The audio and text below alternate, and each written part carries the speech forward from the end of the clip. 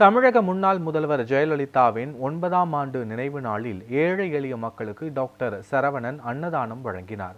தமிழக முன்னாள் முதலமைச்சர் ஜெயலலிதாவின் 9ஆம் ஆண்டு நினைவு நாள் தமிழகம் முழுவதும் கடைபிடிக்கப்படுகிறது. அந்த வகையில் அதிமுக நிர்வாகி முனிச்சாலை சரவணனின் ஏற்பாட்டில் முனிச்சாலை பகுதியில் அன்னதானம் வழங்கும் நிகழ்ச்சி நடைபெற்றது. இதில் சிறப்பு விருந்தினராக பங்கேற்ற அதிமுக மருத்துவர் அணி இணை செயலாளர் டாக்டர் சரவணன் எம்ஜிஆர் மற்றும் ஜெயலலிதாவின் உருவப்படத்திற்கு மலர் தூவி மரியாதை செலுத்தினார். பின்னர் அப்பகுதியில் வசிக்கும் ஏழை எளிய மக்களுக்கு அன்னதானம் வழங்கினார். பின்னர் செய்தியாளர்களிடம் பேசிய டாக்டர் சரவணன், 2026 சட்டமன்ற தேர்தலில் அதிமுக வெற்றி பெற்று எடப்பாடி பழனிசாமி முதலமைச்சராக பொறுப்பேற்க வேண்டும் என அதிமுக தொண்டர்கள் சூளுரை ஏற்றதாக கூறினார்.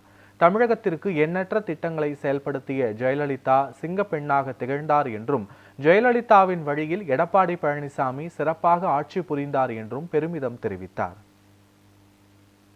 இந்த 9வது நினைவஞ்சலி நாளில் அத்தனை பேரும் கழக தொண்டர்கள் அத்தனை பேரும் வரக்கூடிய இந்த 2026 சட்டமன்ற தேர்தலில் அனைத்து இந்திய அண்ணா திராவிட முன்னேற்ற கழகத்தின் பொதுச் செயலாளர் புரட்சி தமிழர் எடப்பாடியாரோட தலைமையில் மிகப்பெரிய கூட்டணி அமைந்து இந்த தேர்தலில் மிகப்பெரிய வெற்றி பெற்று தமிழ்நாட்டு மக்களை புரட்சி தலைவரின் கனவு, புரட்சி அம்மாவின் கனவு நனவாகும் வகையில் மிக சிறப்பான வெற்றியை பெற்று தருவதற்கு உழைக்க வேண்டும் என்ற சூளுரையை ஏற்றிருக்கிறோம்.